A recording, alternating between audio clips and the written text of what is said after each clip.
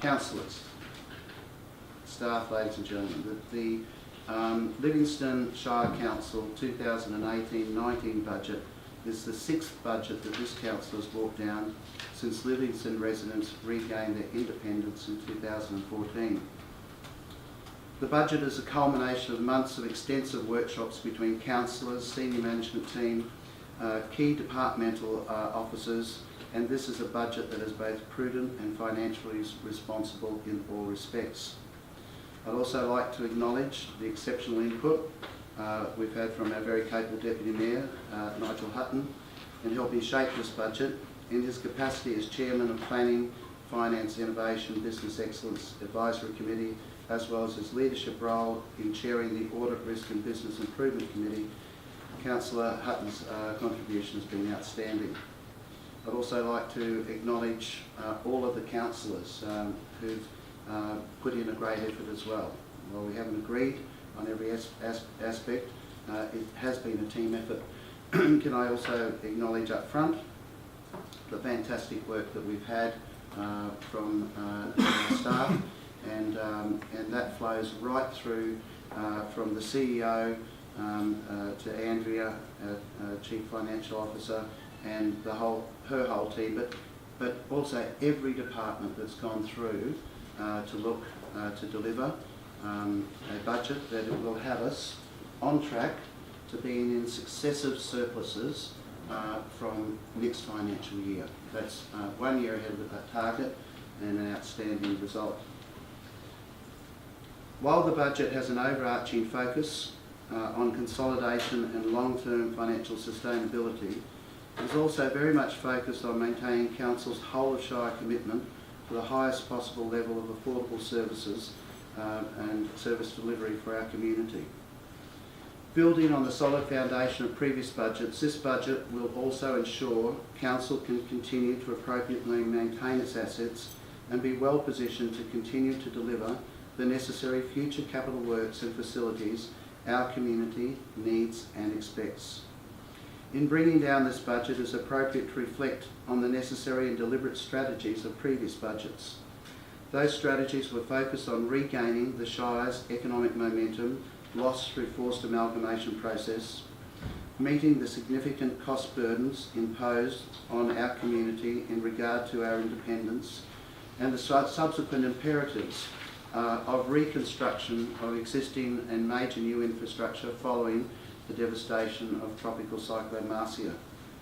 In taking a well-considered and proactive approach, Council was able to set a clear vision for our future and secure over $120 million in state and federal funding to help deliver more than $227 million of critical trunk infrastructure and major job-creating economic development projects. This is an outstanding result given the total combined increases of overall borrowings to deliver this extraordinary $227 million in capital works over 4 years has been achieved with only a $9 million increase in our debt.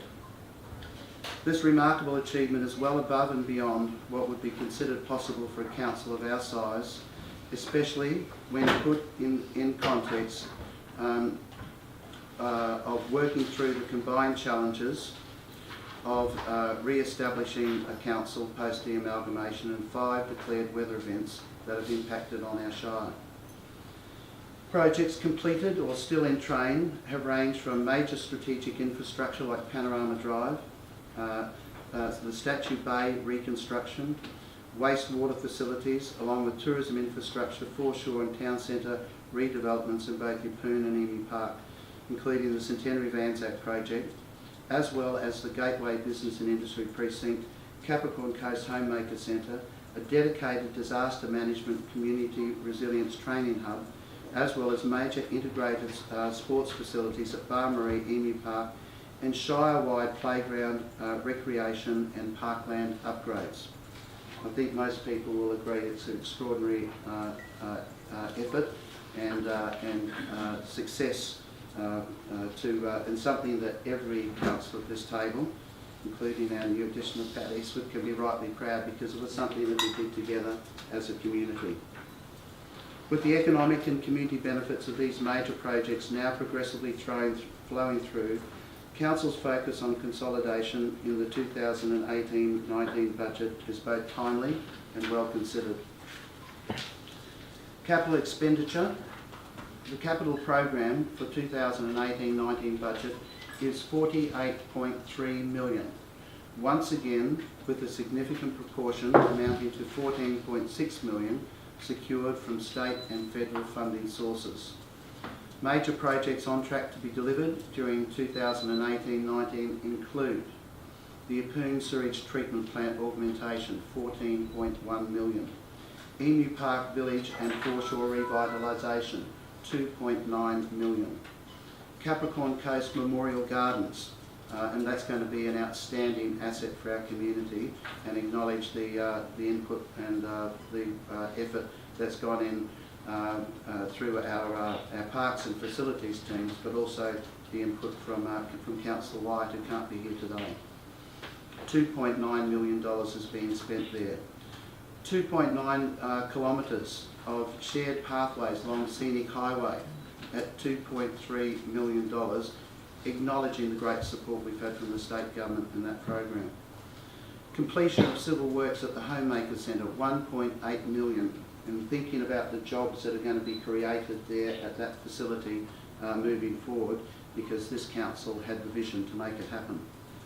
Roundabout construction at the Old Rockhampton and Barmy Road, $1.6 million expenditure there.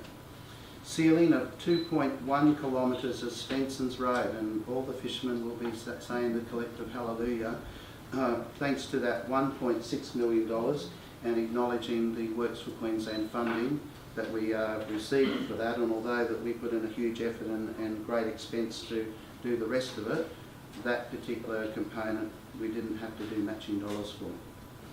Upgrade of parking facilities at St Christopher's Chapel in conjunction with TMR planned upgrades at Narimbra boat ramp, $1.2 million. Upgrades at St Christopher's Chapel to 8 metres to suit Type 1 road trains, $1 million. Signalised intersection at Tarangaba to improve school safety, and this is something that we fought hard for many years, and thanks to Works for Queensland, and thanks to the efforts and the expenditure that we put in to secure that land, that safety will progressively become a reality, thanks to this budget. Renewal of unsealed gravel roads, $1.1 million. Rural sealed pavement renewals, $1 million. Replacement and widening of Daly Creek Bridge, a very important project for our pineapple production industry and the safety in our rural areas, $850,300. 13 concrete floodways right across the Shire. Once again, in every budget we've been putting in upgrades to those floodways for flood mitigation, and this year $774,244 to be precise going into those works. Flood mitigation works once again on Yeppoon Creek outlets. This has been a progressive project, $773,000. Reseal of urban programs, matching the rural, $1 million. Yeppoon Town Centre smart precinct and lighting projects, $895,000, and acknowledging the support we've had from our funding partners for that project, or those two projects combined. In total, just over $19 million has been set aside in the capital budget for roads and associated transport infrastructure, and a further $6.5 million for maintenance in those areas. So anybody who says we don't look after our road networks, and in particular our rural roads, actually needs to look, because I have the figures here for the last 5 years, or 4 years, sorry, and plus this year, of those works that we've undertaken.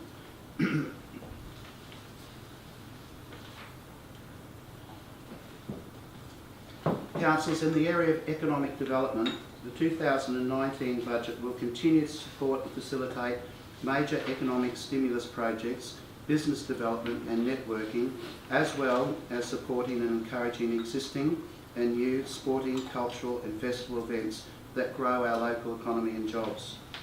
This year, Council finalised and delivered a comprehensive economic development plan for the Shire in consultation with local business and industry sectors. The budget will support and facilitate the objectives of the plan and provide continuing support for previous initiatives like the Business E-Letter, for business and investment, the Council website, digital economy investment, supporting local start-up businesses and entrepreneurs, Capricorn Coast Job Link and economic modelling services. Council will also continue to support local businesses in making funding applications for other levels of government to assist their businesses to grow, with the flow-on successes provided by these initiatives. These initiatives will also continue to complement Council's ongoing support in areas of tourism promotion and economic development through its funding commitments to Capricorn Enterprise and initiatives like Council's successful placemaking strategy.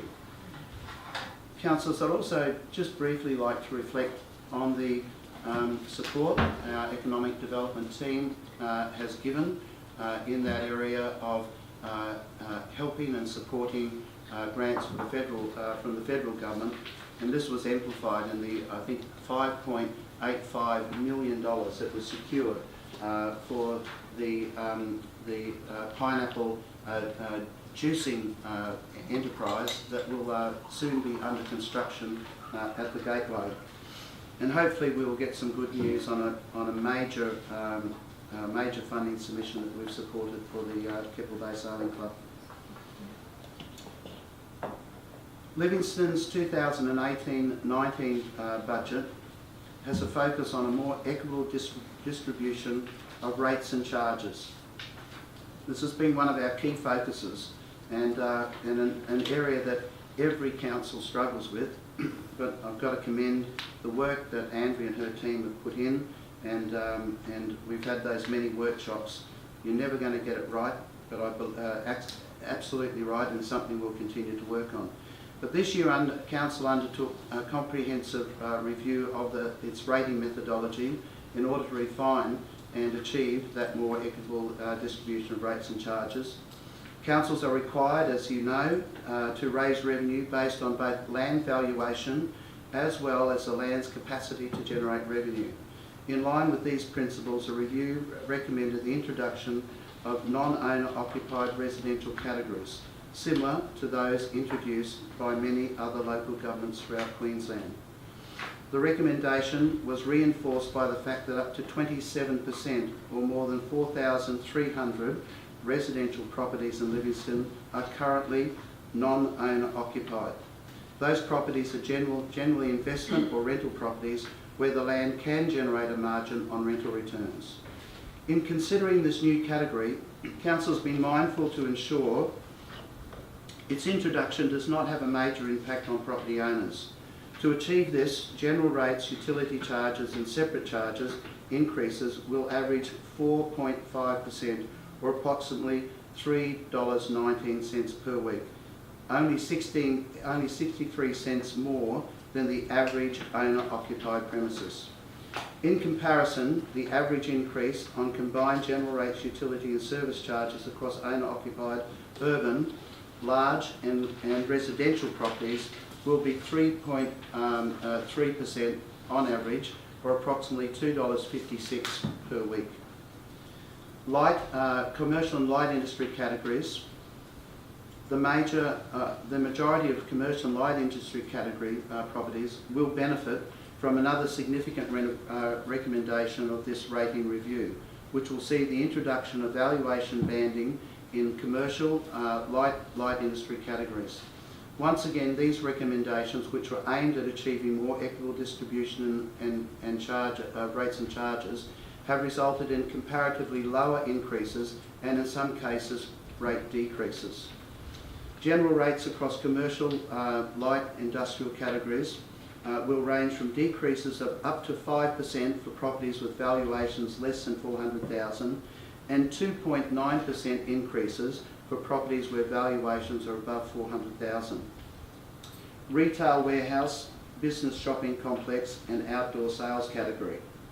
This is a new category that's been created for larger scale businesses on land with an area of greater than 400 square metres, and where the dominant use intended is for retail warehouse, business shopping complex or outdoor sales. These properties will have an average combined general rates and utility services separate charge increase of 6.9%. Major shopping complexes in turn will have combined general rates and utility and service separate charges increases ranging from 8.43%. In the major tourism category, tourist facilities will have and this is major tourist facilities, will have a combined average increase of 9.1% to reflect the significant funding council has invested in new tourism infrastructure. Island tourism categories will have an increase of 5%, while most other smaller tourism operations will have increases as per the light industrial rates. Beef cattle production and other rural properties, so increases in other land uses including beef cattle production and other primary production activities will have a combined increase of general rates and separate charges of 3.9%. Heavy and noxious and extractive categories. These relatively high impact land uses in the heavy, noxious and extractive categories will see an average general rate and utility services and separate charges increase of 13.61% and 12.58% respectively. Utility and separate levy charges have all increased by 3.9%, with the exception of the environmental levy, which has increased by 8.2%, or $4.90, to round up to a total levy of $65 a year. A new disaster response levy has also been introduced to help improve the Shire's disaster response capability and community awareness activities. To partially offset rate increases for eligible pensioners on fixed incomes, Council has maintained the maximum of $280 a year, which is in addition to the $200 available from state government for eligible concession card holders. Livingston continues to provide a higher rebate than most comparable councils. Financial position and borrowings. Councils, this is where a huge effort has been put in with some great outcomes. While the significant investment Council has already made, in the areas of job creating projects and major trunk infrastructure over the past 5 budgets, there are no new planned borrowings in this budget or future budgets until the year 2024-25. This will see debt decrease from a maximum of $85.3 million, which was reached in June 2017-18, at the end of that financial period, reducing to $80.5 million this financial year, and forecast to reduce by approximately 69% to $27 million in 2027-2028. On another positive note, the total value of community net assets has further increased over the past 12 months to a current value of $949 million and forecast to reach approximately $1.15 billion by 2028. The budget's positive long-term forecast is a direct reflection of Council's proactive commitment in supporting and implementing the recommended streamlining of organisational structures to realise greater operational efficiencies. These measures have seen an improvement in the operating position for 2018-19 financial year of approximately $4 million and have put Council on track to deliver operating surpluses successive from the 2019-20 budget, 1 year earlier than previously forecast. Councils will also recall that we did have a forecast budget deficit of up to around $6 million for the last financial year.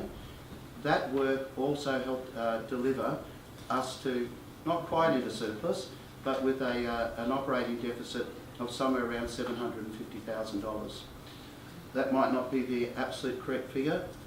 We're yet to go through it. So that is yet to go through audit, but that is the likely result. Once again, an outstanding result, so well done to the team there.